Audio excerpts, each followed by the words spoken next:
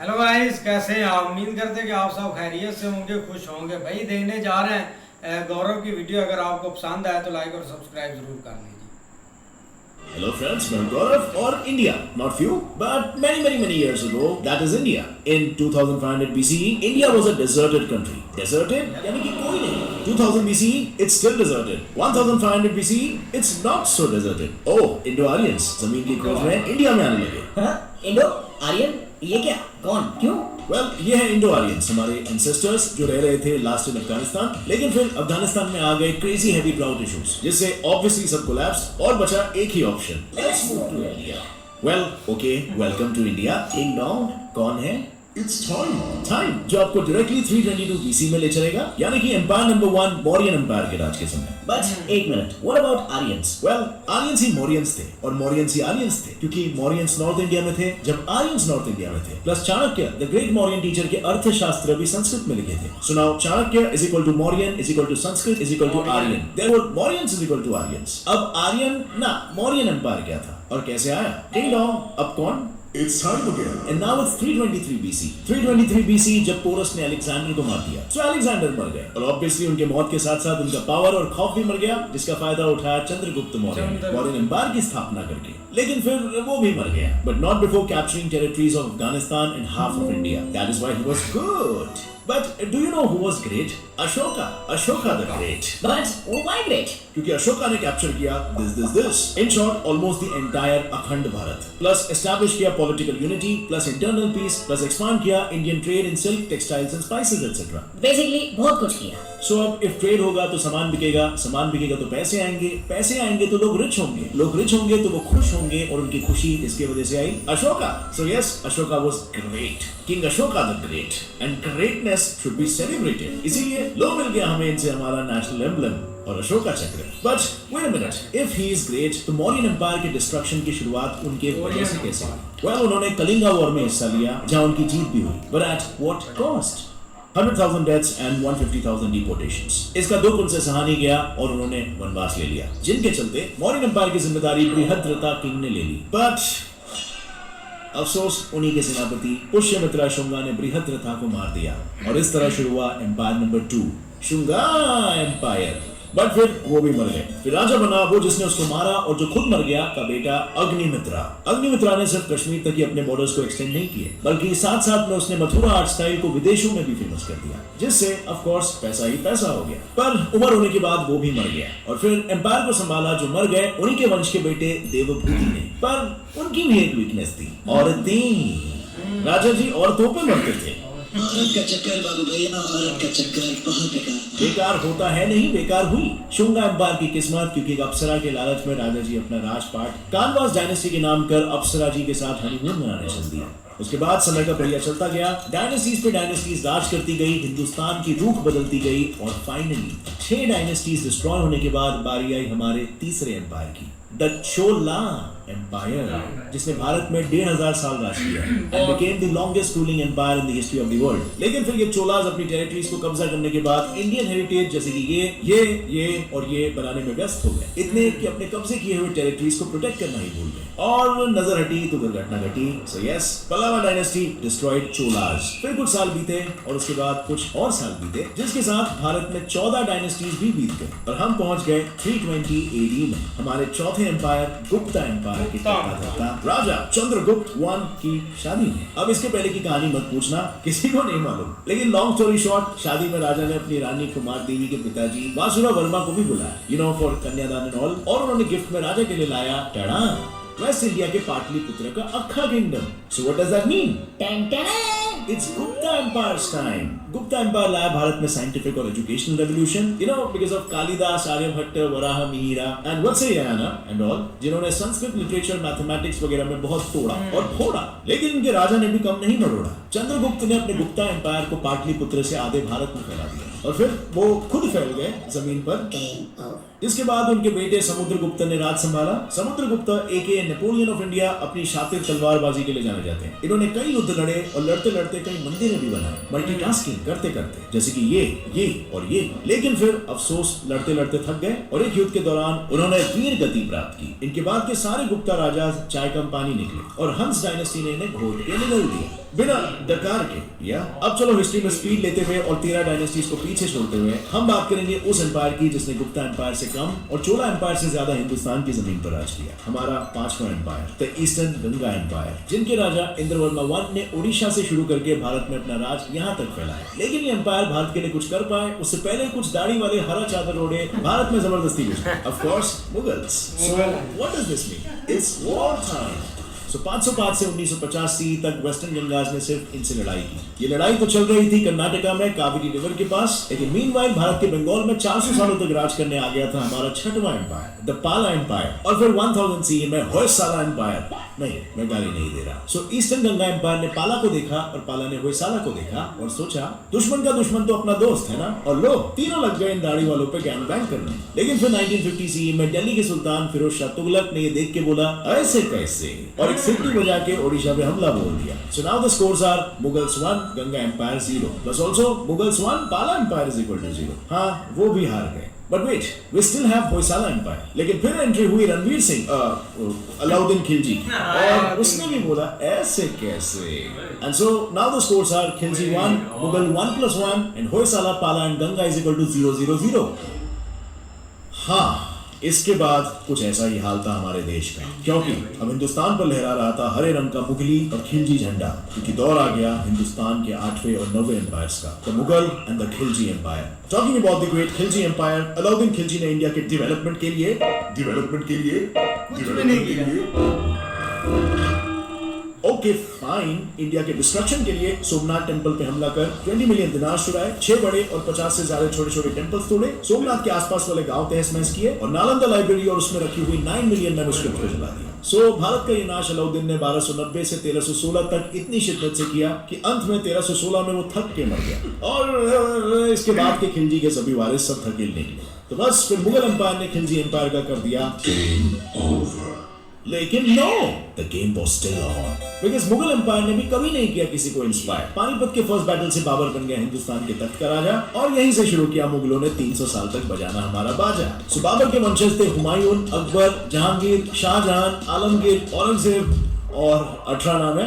औरंगजेब का भारत में योगदान है हिंदू टू मुस्लिम धर्म परिवर्तन, नहीं बदले तो टैक्स भरवाना यानी कि जिजिया सिस्टम, और किसानों से उनकी ही जमीन के लिए भारी टैक्स वसूलना यानी जमींदारी सिस्टम, और हाँ 2 आविष्कार भी, गन पाउडर ऑफ कोर्स, वरना हिंदुस्तानियों को डराएंगे कैसे, एंड बिरयानी, हाँ यम। अब हिंदुस्तान में मुगल के 300 सालों के बाद हिंदुस्तान जैसे पूरा हरा हो चुका था, फिर अचानक से आसमान में फिर से केसरी ध्वज लहराने लगा। एंट्री हुई महाराज छत्रपति शिवाजी भोसले, सन ऑफ शाहजी मालोजी भोसले, जिन्होंने ज्यादा कुछ नहीं बस हमारे हिंदुस्तान के मैप को ऐसे से ऐसा कर दिया और स्थापित कर दिया 10th empire, the Maratha empire. Meanwhile, hi morons, we are British from the Great Britain. Oh, I am भैया। So we want to do business with you. यल्ले। Okay, welcome to India.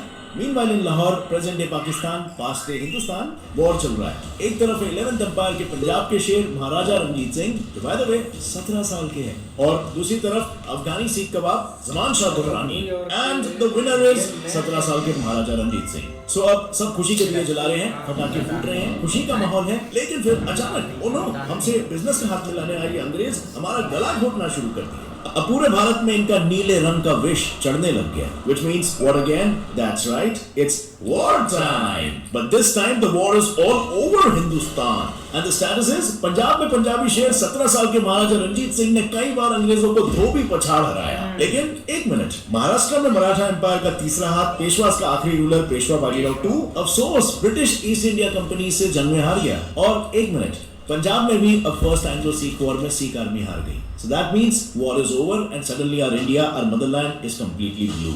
And so it's the star of the last 12th Indian Empire, the British Empire. इन अंग्रेजों के भारत में कुछ बहुत ही उम्दा contribution थे, जैसे zamindari system, commercialisation of agriculture, economic depression, Jallianwala Bagh massacre, India's partition in World War 2 etcetera etcetera.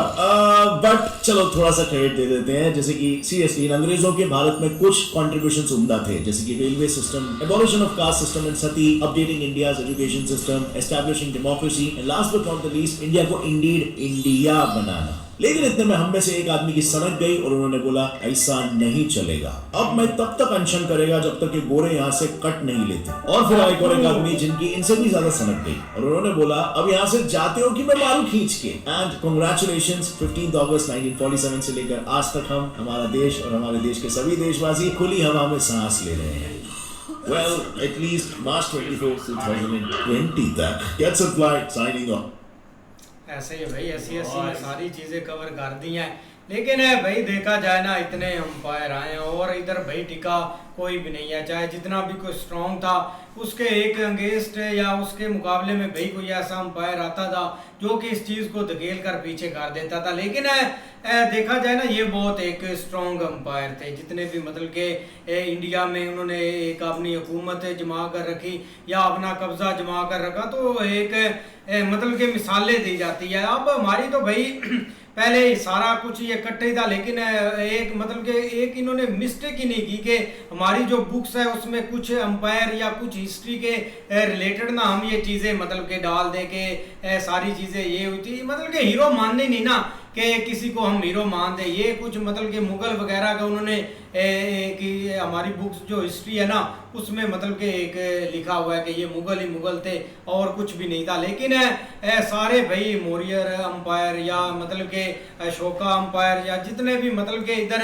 आया ना वो बहुत एक स्ट्रॉन्ग थे। यहाँ तक के ग्रेट अलेक्जेंडर वो भी भाई इधर तक आया था, लेकिन फतह इंडिया को किसी ने नहीं किया। मतलब कि इधर रहे आगे लड़ते रहे मरते रहे, ये सारी चीज़ें चलती रही है। लेकिन एंड पर ये जो ब्रिटिश है ना, इन्होंने मतलब कि चीज़ें अपनी रखी, या कुछ कानून बना गए या रेलवे ट्रैक बना गए, लेकिन इन्होंने भाई जुल्म बहुत इन्होंने किए थे, कुछ इन्होंने चीज़ छोड़ी नहीं थी। बाकी अगर बात करें ना अभी की, तो मतलब कि जो लोग हिस्ट्री पढ़ते हैं या जिनको पता है ना या जिनके अंदर भाई ब्लड है, वो अभी भी मतलब कि इस चीज़ को काफ़ी एक दर्जा देते हैं। अभी आप देख लें वो न्यूयॉर्क का जो मेयर अभी भी बना हुआ है, वो इस दफ़ा जो एक मतलब के विजिट हुआ था ना वाइट हाउस में चार्ल्स साहब का, तो उससे भाई पूछा गया था कि आप उससे मुलाकात करेंगे क्या मांगेंगे, तो वो भी बोल रहा था कि भाई जो कोहिनूर हीरा है ना मैं उससे वापस लेना चाहता हूँ, क्योंकि वो बंदा भी इंडिया का है और मतलब कि उसको पता है सारी हिस्ट्री का कि इन्होंने कैसे लूट लूट कर उधर चीज़ें ले गए। भाई वीडियो वाकई बड़ी कमाल की थी। आप देखें कि कितनी रेडी से भाई सारी चीज़ें उन्होंने स्टार्ट की हैं।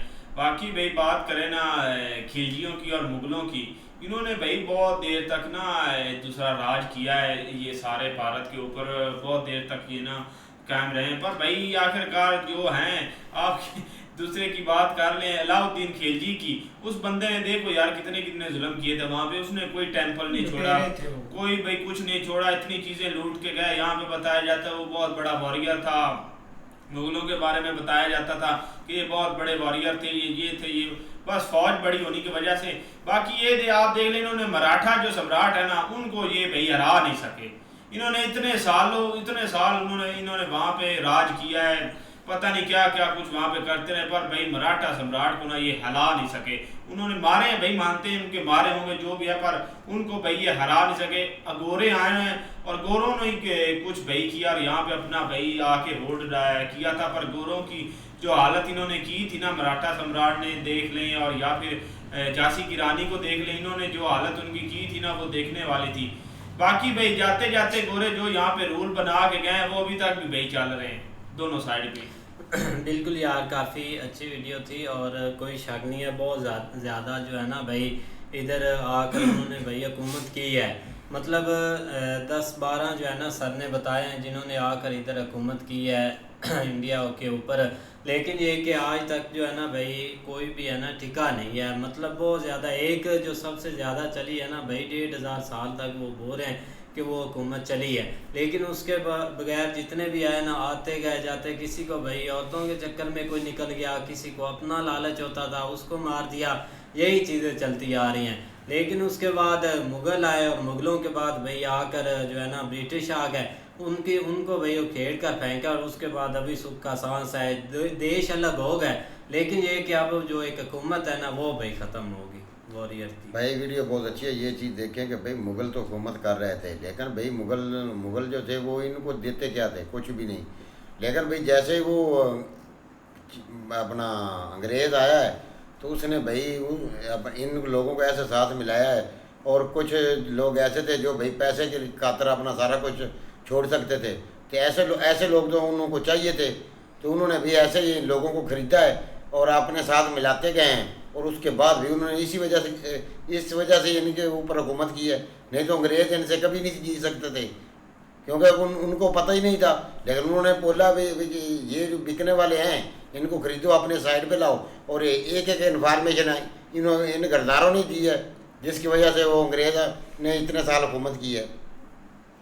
इस तरह की वीडियो काफ़ी अच्छी है कि, और लालच भी जो देते थे ना इनको, भाई एक सल्तनत का जो हम उधर का आपको बादशाह बना देंगे, तो तब भाई वो भी बिक जाते थे, वो भी अपनी लालच में आकर जो इधर के अपने जो राज होते थे वो उनको बताते थे, या उधर के जो खुफिया रास्ते जो गोरों को नहीं पता होता था वो इनको बता देते थे कि ये रास्ता जो है क्या ना, इधर से आप हमला करेंगे तो ये दीवार जो है नाकस होती है कि इधर हमला करेंगे तो आप अंदर जा सकेंगे। इस तरह के उनको भाई राज दे देते थे उनको। नहीं ऐसे ही यार देख लो कि इस जो ज़मीन है ना उसने कितने मतलब क्या कुछ देखा, और कब से, हालांकि एक टाइम था जब अफगानिस्तान भी साथ था और वहाँ से ये काम स्टार्ट हुआ, जब वहाँ पे क्या था उधर से फिर इधर लोग आए, इसी तरह करके जो है ना वो चीज़ें चलती आई हैं। लेकिन ठीक है पीछे भी 1500 साल रही है, लेकिन वो एक सेपरेट था, जो भाई कंबाइन एक हुकूमत हुई है ना वो भाई ये मुगलों ने की और खिलजियों ने। लेकिन उनका भी भाई एंड जब मराठा उठे हैं ना उधर उन्होंने किया, मतलब शिवाजी महाराज इस तरह करके उन्होंने भाई इनके साथ मुकाबला किया है, तब जाके वो भाई आस्था फिर गोरे आए हैं। गोरों का तो भाई एक सीन था, ठीक है उन्होंने यहाँ पे भाई जुल्म बहुत किए, लेकिन साथ साथ उन्होंने भाई यहाँ पे सिस्टम भी बनाया है, जिसमें एक रेलवे का सिस्टम था, एक डेवलपमेंट थी, एजुकेशन के ऊपर उन्होंने बहुत काम किया, क्योंकि वो एक लंबी प्लानिंग के साथ आए थे। लेकिन जैसे कौन सा थोड़ा सबसे ज़्यादा लूट के गोरे गए हैं, लूट के भी ले गए, इसमें कोई शक नहीं है। लेकिन बाद में भाई जैसे इधर से तहरीकें उठी हैं वो आस्ता आस्ता भाई उसमें ही एक, लेकिन जाते जाते उन्होंने भी जो लाइन खींची है ना वो आज तक हम जो है ना वो दोनों कंट्री जो है ना वो भुगत रहे हैं, जिसमें सबसे ज़्यादा सफ़र तो भाई हम हुए हैं, क्योंकि हम जो इधर उन्होंने सिस्टम बनाया था वो सारा ही एक जो है ना वो स्पेशल जो बंदे थे उनके हाथ में दे के चले गए। उधर भी को थोड़ा बहुत डेमोक्रेसी, थोड़ा तो नहीं कम्प्लीटली भी डेमोक्रेसी है, लेकिन इधर भाई कुछ भी नहीं उन्होंने छोड़ा, सब कुछ अभी भी उनका ही सारा कुछ है, उधर से ये अप्रूवल वगैरह और उधर से सब कुछ होता है। लेकिन भाई कमाल का था यार ये हिस्ट्री 10 मिनट में उन्होंने बताई। ऐसे ही मिलते हैं नेक्स्ट वीडियो में, तब तक के लिए अपना ख्याल रखिए। Good bye, take care.